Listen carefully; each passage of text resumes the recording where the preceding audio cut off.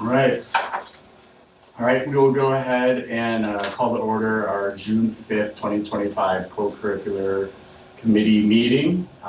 We currently have all board members present, along with Dr. Brown and Nick Conrad from administration. If I can get a motion to approve the agenda, please. Second. All in favor? Aye. All right, great. We did not receive any notice of public comments. So with that, Rebecca, if I didn't miss anything, we'll turn it over to Nick for the co-curricular report. Okay, so the first thing we have there is the athletic summary, and kind of what I said 2 years ago, or almost 2 years ago now. If there's anything specific that this committee wants to see in these reports that's different than what we've done, by all means. This is just kind of been a recap after each fall, winter, and spring season. This report's going to be a little bit lighter because as of Monday was the all-conference meeting for spring sports, and those results are embargoed until next Monday. Teams know, our players will know if they received all-conference nominate or appellations, but it's not public knowledge yet, so I can't share it on here for the Badger Conference policy. So the two conference champions we had from the spring, and this does still hold true from when I submitted this, it's boys lacrosse. They are playing in the sectional semifinal tonight versus Neenah. And then if they were to win, they would play on Saturday in the sectional final versus either the Madison Co-op or Middleton. Awesome. Girls track and field also won conference at Watertown. A meet that was moved, thankfully, due to the rainstorm a few weeks ago. That would have been super unpleasant. It was moved 48 hours down that week, and then ultimately we were to host JV conference that day, but that got moved to the forest because the varsity meet got moved to Watertown. So congrats to our girls track and field team for that accomplishment. We have many state qualifiers for track. They'll be leaving later today from both the boys and girls side, but close to 30 on that number. That's awesome. That's great. And then out in the fall is when I'll present the awards for the spring athletes that I wasn't able to publish here today. And then usually at the end of the year here, I do include the numbers for participation and then ticketing. So if you look at spring participation, it is down a little bit from the previous year. Something to kind of keep in mind here as you look at this, it's not an eye-opening drop at all. It's not uncommon to get a little dip here. Track and field, you can see, went down by 10. Softball got a little bit of a boost. Boys lacrosse continues to kind of increase those numbers, and then our boys golf number was at an incredible 86 last year, and went down by 13 to 73, which is still triple what other schools in the conference are really having. It was just about every other school is limiting their golf teams to like 25 people max in the conference. We've been able to, Betsy Zadra, the head coach, has been willing to take on this increased amount of kids. We've had 3 different teams. Finding course time is a huge challenge, especially as you're getting to this point in the year when leagues are starting up. Weather obviously plays a factor in that too. So as long as she's willing to kind of take that on and she has the help from a coaching perspective and staff, we can keep building those numbers. And a little bit of the drop is due to, you get seniors that want to come out and they don't necessarily want to go back to track or start lacrosse or baseball, so they're looking for something to do. And they go into golf, and to her credit, she's established enough of a protocol where those seniors aren't just taking advantage. They're not signing up for golf and going just to the meets once a week. They're committing to practice each week, and then they're kind of working their way up to that competition aspect, even if it's on a reserve team if they haven't played before. As per every season, I usually put just the top GPA. I thought I'd put the top 3 in there. So boys tennis was first, just from a cumulative standpoint. Girls soccer was second, and then softball was third, just from a team perspective. And then grade point averages. Gate receipts. So I do want to talk a little bit about this slide because I think some people see the numbers and it is super misleading. So when you see such a high number for football there, for example, they had a handful of home playoff games. So you're looking at 3 extra days of gates where you're looking at an average of 4,000 people per gate. It's important to remember that in the playoffs, the WIA takes 85% of that gate essentially. So when that figure's gone, you're paying your workers and the referees and things like that. It's not really a profit for us, and it's great obviously to have a home playoff game.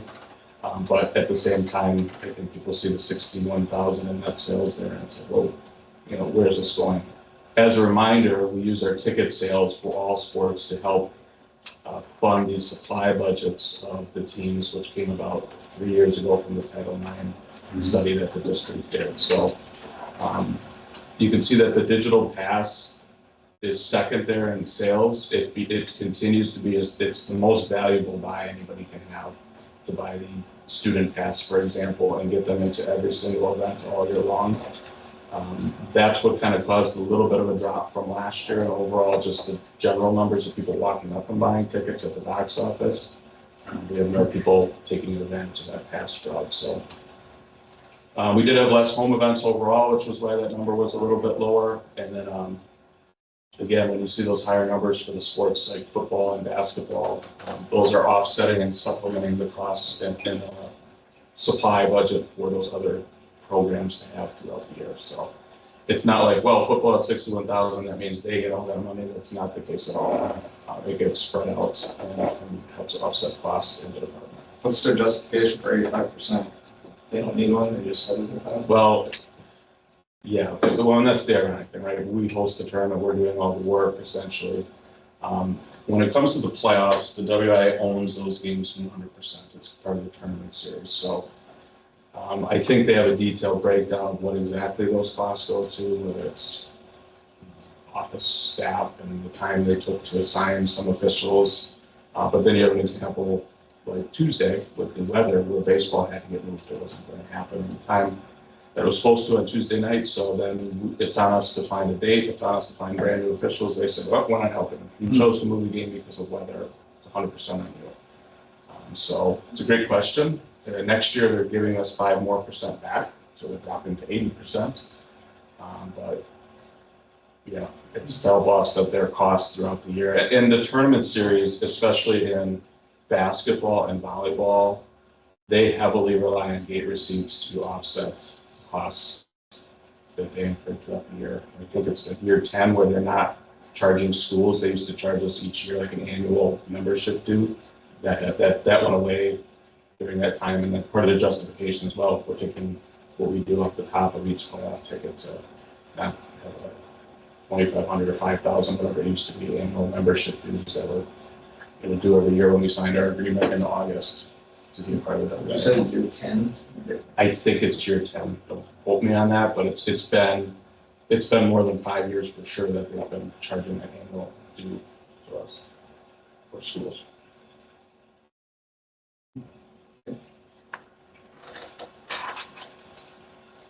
Next topic is a big one that was passed this past April. So name, image, and likeness. It's going to be way too small of an image there probably to see on the screen, but it's just a short snapshot of what is and isn't allowed. We had our first workshop last night that was optional for families that wanted to attend at the PAC if they were interested in either learning more about NIL opportunities or just hearing about what the rules were. We have an agreement with Influential Athlete. We have a partnership with them, and they're kind of our retainer. They've been in this world of NIL much longer than any of us have in Wisconsin for the last week and a half since it's been passed. So they are a retainer for us as a district to have questions answered, but also for parents. So they will offer another workshop during the school year next year, and then monthly webinars will start in September that are recorded and accessible for any parent that wants to access that. Just going down to the next slide, because the yes/no checklist is more for anybody just to quickly reference. I think the biggest misconception is, I almost wish it wasn't called NIL because college is called NIL, and people are constantly thinking it's the same exact thing, and it is not. The school has the school district has really no obligation to be a part of somebody's NIL deal. And it was purposely set up that way so that families and students had to do the legwork if they wanted to pursue an NIL agreement. They had to talk to that business. They had to get confirmation from that business, for example, that they haven't donated to the school at any point when that student who's seeking the NIL deal has been in high school. So you could have had a sixth grader, for example, right now or last year at this time that always could have entered into an NIL agreement. This only ever applied to grades 9 through 12. So now when you get to high school in 9 through 12, you can go out and pursue these NIL opportunities. You just can't have any association with the school, the WIA, or the Banter Conference. So yeah, you could be in your advertisement wearing a purple hoodie, but it wouldn't be able to say Waunakee at any point. You wouldn't be able to take the picture for the advertisement out on the soccer field. You can't be on school property at all when it comes to that. It's 100% detached from the school. In Wisconsin, with the amendment that was passed, a student does not have to disclose to me or anybody in the district if they are pursuing an NIL deal. I've recommended that it's a good idea to do that, so that way at least I can help go back and work with the business office to see if any company that they're entering an agreement with has worked with the district during their time in school. But part of the workshop that occurred last night was a really good question by somebody, a parent that's a business owner in the community, has students in high school. And it's, even if that parent donates to the booster club, and that booster club has no affiliation with the school district, they hold their money outside the school district, they still are then not eligible if their son or daughter, for example, wanted to partake in that because they've donated to the booster club when they're in high school. And that's because the booster club, even though it's separate, is helping students in some way, shape, or form in high school. Even though they're not holding their money here, they're still helping a program. And that applies for anything. So let's just say you have the football booster club that gets a donation from a company. That means anybody in softball couldn't also work with that company, even though it wasn't in the sport of softball that the donation occurred. It occurred in football. It blankets the whole district for that student during their time in high school. Any sport. Any sport. So we got talking about this last night, and everybody's sitting there thinking, you think about the raffle baskets that are given to the district. It's just, it becomes such a huge list. So when Annie Blackburn and I were talking about putting like a master list on our NIL page of companies that have donated, we took a step back and we said, actually, we don't want to do this because somebody doesn't have to disclose to me they're pursuing that. I don't want them to look on a website and say, well, it wasn't on there, so we thought we were okay. Ultimately, the family has to ask those questions of the business for them to determine, when's the last time you partnered with the school, if ever.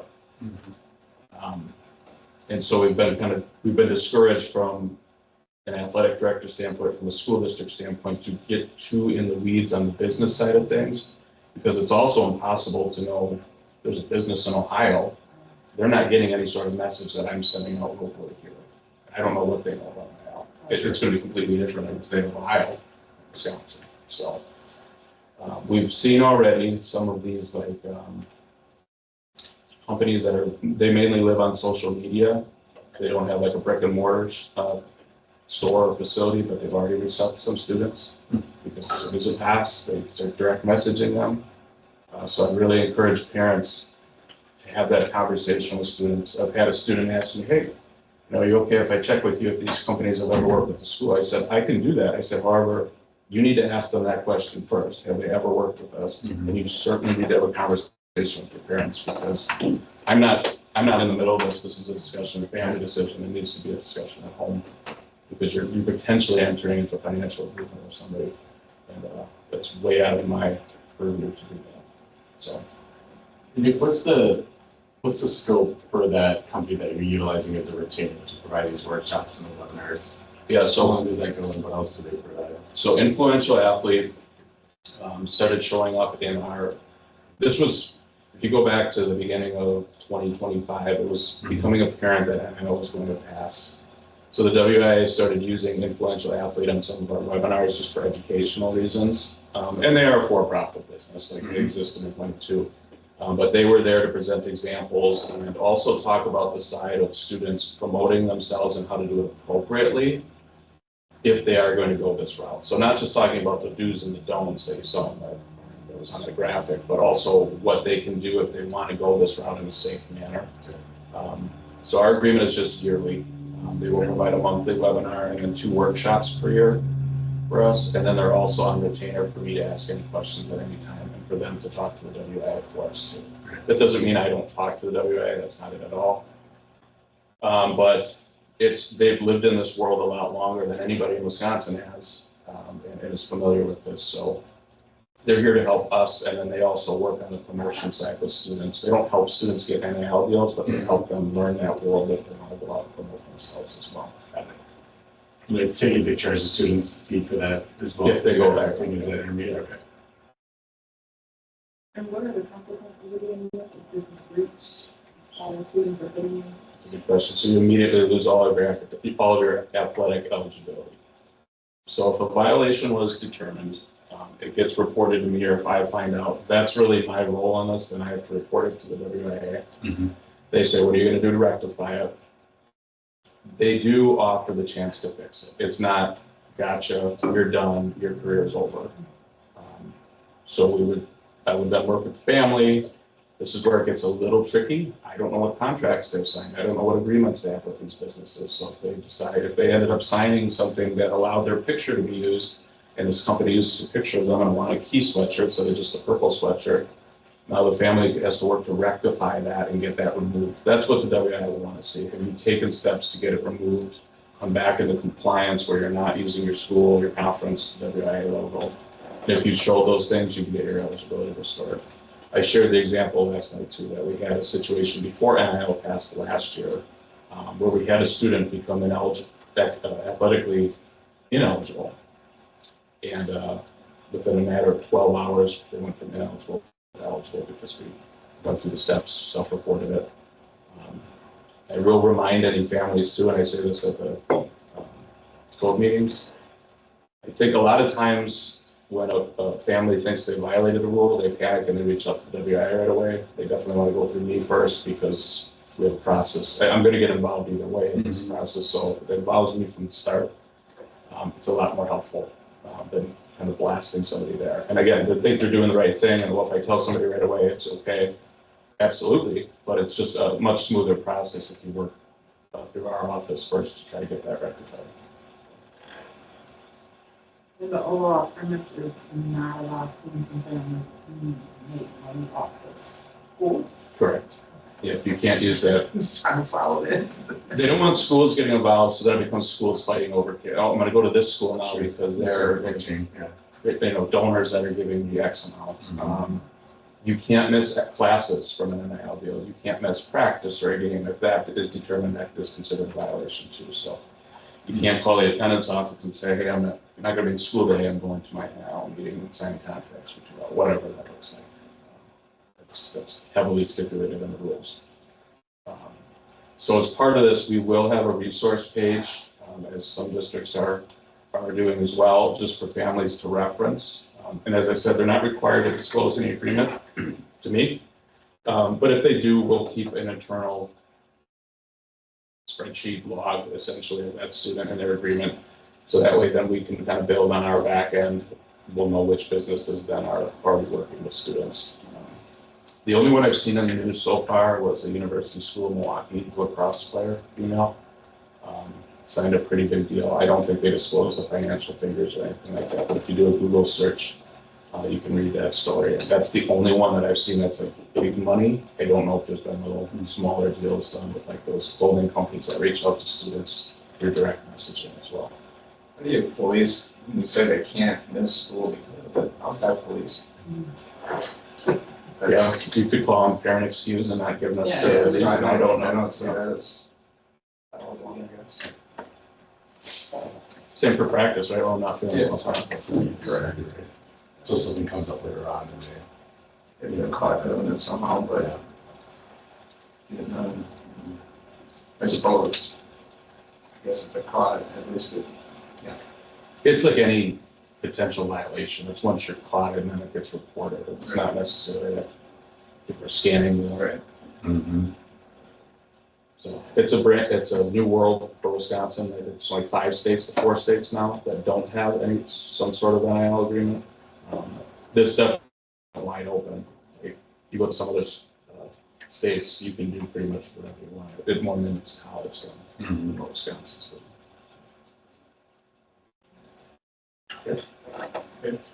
The board report, again, just kind of following a similar format. Just a note of appreciation and then a quick reminder that if we have any volunteers, and we have many that work score tables, score booths, penalty boxes, they're provided free admission to that contest they're working. But then if you look at board policy, they're also provided admission to another event at some point that year. So I don't think that's always known. I always have to remind people that you're not paying to come in here if you're volunteering to work, if you don't have to buy a ticket for that event. So I do just want to give appreciation because we have so many events. It would be impossible for us to have the amount of paid workers from outside to fund these things. And some people really own this and do a great job. And they're the PA announcer for X sport and they own it completely. So really, really appreciative of that. Not every district's in that position. I can guarantee that. So thank you to everybody that volunteers for that. I won't touch too much on the NIL because we just did, but we had our first workshop last night. We had about 40 families sign up. I would say 22, 25 showed up. Because of the weather on Wednesday, we had no baseball, and that might have eaten into a little bit of the attendance as well. So I think after that workshop, we'll definitely have more people at the next one, just because not everybody was there to talk about a deal. They just wanted to hear what the heck this was because they know what they've heard in college. And then we'll keep looking at the long-range athletic facility plan. And as part of our registration process, I'm really happy to announce we finally got rid of one of the forms that was banned of its existence, the tan card. This color card, so it's being fused into Infinite Campus, and it just, maybe not saying it's not a big deal, but it's so confusing, I think, for families to know which color to turn in which year. So that has gone away, thankfully. And then didn't want to overload everybody on the informational booklets, but we have the family guide that will roll out starting July 1st. And again, that's more of like the streaming information, the ticketing information. There will be NIL information in there too. It's not as much as like the heavy code stuff that you read in the actual booklet. And then what I don't have on here is, as part of that Reed Ryan AED fundraiser from last fall, we do have 3 new AEDs up. One was put up in the weight room way back in the fall. One is outside the concession stand at Warrior Stadium. So now when there's youth teams that use that facility that didn't have access to the blocked concession stand where the AED normally was, they have access. And then on the beams of the varsity softball scoreboard, there is a heated unit out there, the box is heated. And the AED is out there for those practice fields, but also for, again, youth softball. It's a little bit farther still from like soccer and baseball, so I think that would be our 4th and final site out there to have an AED accessible. But that fundraiser was able to cover the cost of those 3, and then we had another donor step up, which was recognized a few months ago. That really just was touched and moved by that story that happened last fall, and then the presentation at that football game, and really wanted to help out. So no connections to Reed Ryan themselves or the football program, but kind of was inspired to do that donation. So those are up as we head into camp season, and you're going to see a bunch of people out there in the summer and using those outdoor fields.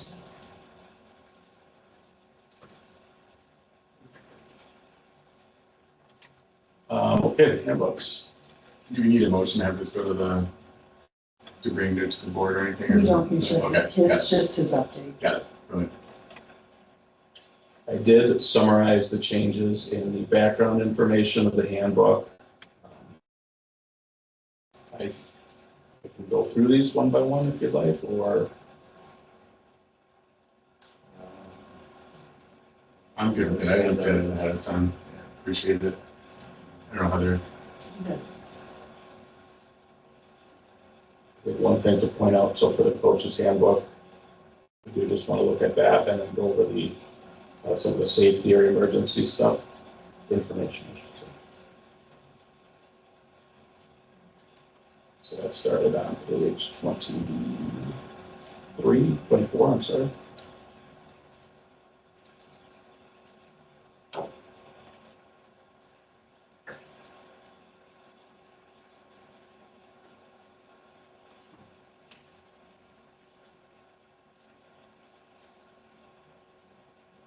So this was the first year prior to any WIA contests, a pre-contest meeting needed to occur. So oftentimes this was a half an hour before the game started. It needed to involve officials, coaches, the athletic trainer, and then either myself or if we had any other administrator on duty that night.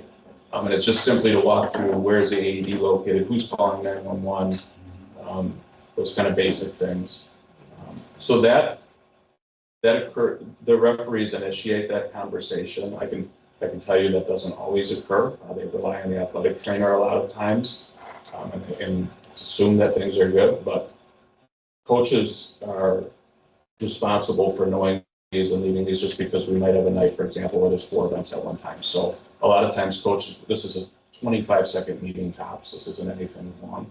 But as part of the requirements, I know from HR, coaches are advised to have an EAP specific for their site. What we did here starting on page 24 is tried to make this a little bit more informational and specific than what existed. So it used to be points A through F and just have quick mentions of information. This kind of gets into the drill down of who is actually doing what. So we talk about this, and then of course when something happens, it ends up being a debrief, and well, we could have done this better and that better. When you look at the steps that are here, it starts to establish like which assistant coach is calling 911, or which 2 or 3, because not everybody's at practice every day. There's a process for the lightning policy that exists for heat and humidity, which gets talked about more in the fall, but also can impact spring sports too. There was nothing that we had, for example, talking about yesterday in the air quality, there was nothing that was spelled out on the WIA site about that as much. It was just more about heat and humidity and then lightning. So if you're at the lacrosse game on Tuesday, you got to experience a lightning delay, well, a thunder delay, which is considered the same as lightning. So thunder happened about a half an hour of the game. We brought all of Appleton East and Waunakee into the locker rooms in the high school, the fans as well. If they didn't want to go sit in their cars, they could come inside the high school. Start the clock, start the timer, let the custodians know because it does make a mess, obviously. It's bringing in all that water and all that mud. And then ultimately we end up restarting the game. So nobody likes a lightning delay. I think people get frustrated because they say, well, it's thunder, it's not lightning. We still have to go inside when it's thunder. It has to be assumed. The one thing that can happen at night, and this is in the WIA guidelines, is that you can see lightning further away at night. So it doesn't automatically trigger all the time a delay at night. However, I don't think I've been in a situation where night has been occurring, lightning's happened, and then people have just kept playing. It definitely affects too the location. So if you're up at soccer or baseball, that's a bit of a hike. So you definitely need to have an assistant coach monitoring lightning. Or if we're talking about tornado watch or tornado warning, we practice in severe weather watches. When they turn to warnings, now it definitely has to be, should we just come in at this point, or are we really waiting to see lightning, or are we waiting until the sirens go off? You have to evaluate where you're at in the facility and how much time it's going to take you to get to the safe spot for those students. If it's just a practice, if it's not competition, because if it's a practice, now those coaches are monitoring that situation, and it's up to them to make sure that they're being proactive enough to get people inside. And then the accident report bullet is on there too. If there is any injury on our grounds, we'll fill out that accident report, even if it's after school during a practice, and then that gets filed with our high school players.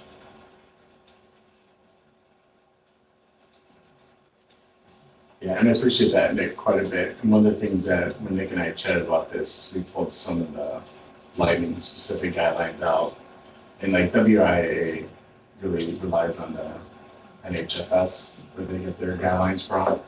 So one of the discussions we had just as coaches is it's clearly in there, even in the past, if you look at the old changes, it talks about, severe weather guidelines or references WIA, but that it's incumbent upon the coach to look for another link, right, to go out the handbook and to look at these, and we just pulled it out to make it a little bit more streamlined and easy to use. So great job on this, Nick. Really well done. Appreciate it. And just high level view, like Booster Club handbook, that was reviewed at the last meeting. We ultimately tabled it, so there were no changes from that last time. high school code had no changes to it, or the middle school code besides updating contact information that was in there. The high school code, the only thing I removed was the eligibility bulletin because it had the old language about NIL before it was passed. And they, families are signing off on that separately on my campus. So I didn't want the information in two spots where something could possibly not be changed or updated and then it's causing confusion. So there's just, it wasn't really needed for it to be in the code when it has to be signed off yearly anyway. For the WI, we need to file that and keep that on file during a student's time in high school. So you will need a motion to move this So for all the right? handbooks, unless you want to. I don't see any need to separate. I'll take a motion and move all handbooks forward. For board approval. All right, all approved? Aye.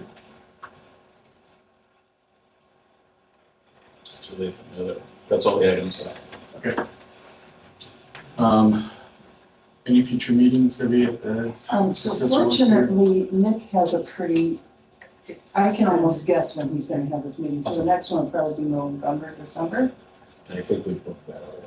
Yeah, I think, Okay. yeah. Great. And once we actually get, yeah, we kind of have it like the first week of December, I think. So once we get closer, we'll figure out that date specifically. And I'll let you guys know. Brilliant. Anything else? Any other questions, comments? All right, I guess we'll take a motion to adjourn then. All approved? There you go. All in favor, right? All in favor? Aye, yeah. Messed something up. Who's one up? All right, thanks. Thanks so much, Nick. We appreciate it. Thanks for all your work with that too in the emergency procedure section. Ted, I'm gonna try to find that breakdown. Why they take 85%. So I think there's a pie chart up there somewhere.